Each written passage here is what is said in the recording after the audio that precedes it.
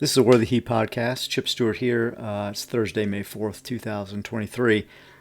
And I want to share experience with you and relate it to our faith.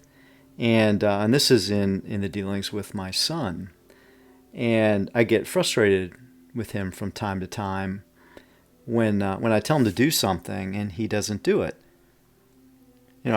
I observe what he does, and he will certainly be diligent about doing those things that are important to him, those things that he wants to do. But then I see those things that are important for his father, for him to do, those things his father tells him to do, apparently take a back seat. They're not quite as important as those things that he wants to do, and he forgets about it. Now, he's certainly improved over the years. I've seen him get much better at this, and I was probably a lot worse than he was when I was a child. It's part of growing up and maturing. But it's frustrating that he doesn't do what I asked him to do. I mean, is not what his father asked him to do important, more important than what anyone else asked him to do?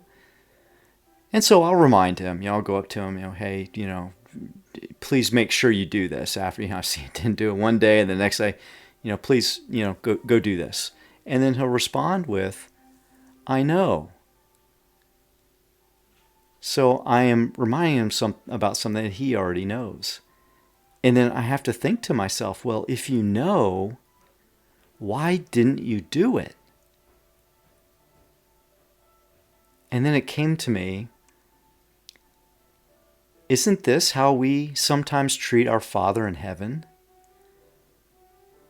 He tells us what to do in His Word, but we don't do it. Of course, we know what He tells us. We read the Bible every day. We have scriptures memorized, but we don't do it.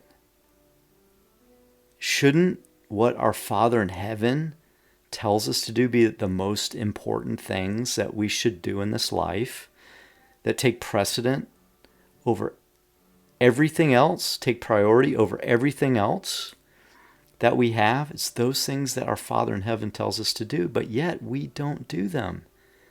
And then we'll read His Word and He'll remind us of it, and we'll go, I know, but we don't do it. So think about how patient and long-suffering our Father is when He sees our disobedience over and over again. And that love He has for us, when He sees, He still has patience with us when we don't do what He tells us to do. But I have to say, this should not be so. We should not hear what He has to say, to know what He has to say, and not do it. As His children, can we be not only hearers of the Word, but doers? This is what our Father in heaven's desire is for us. James admonishes us to be doers of the Word and not hearers only, deceiving ourselves. And our Lord Himself warns us in Matthew chapter 7. Everyone then who hears these words of mine and does them will be like a wise man who built his house on the rock. And the rain fell and the floods came and the winds blew and beat on that house, but it did not fall, because it had been founded on the rock. And everyone who hears these words of mine and does not do them will be like a foolish man who built his house on the sand. And the rain fell, and the floods came, and the winds blew and beat against that house, and it fell, and great was the fall of it. Who would we rather be?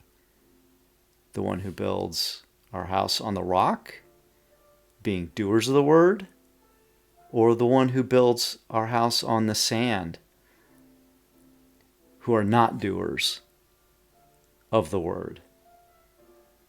Let the latter not be us, brothers and sisters. Let us be on that secure foundation in this life of doing what our Lord tells us to do, doing what our Father in heaven tells us to do. It is a safe place to be. You're honoring your Father back to the analogy of my son, when my son does what I say, he's honoring me. And I really appreciate that. Imagine what our Father in heaven, how he sees us when we do what he says. And he does it for our own good. Please remember that. But again, you do what he tells you to do. We do what he tells us to do. We'll be on that firm foundation. And the wind and the flood and the rain, all that will come. But our house will stand firm. So brothers and sisters, let us be doers of the word and not hearers only.